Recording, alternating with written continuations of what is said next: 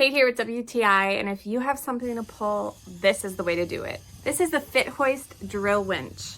Now this can pull up to 1,000 pounds. It makes moving things so easy. My husband absolutely loves this tool. Very simple to use. You just attach a regular drill and it will power the winch.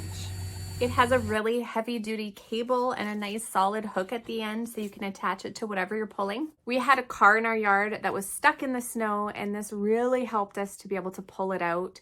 We've used this for all sorts of things. I didn't film it, but we've used it to move our ice hut right onto the back of a trailer, which was amazing.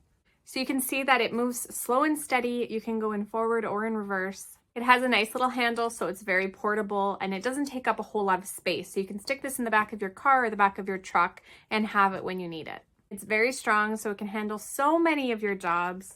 All you need is a drill with a charged battery and this winch, and then you're ready to tackle your project. If you want to have a convenient way to pull things, then I think you will absolutely love this winch from FITHOIST, and that's my point of view.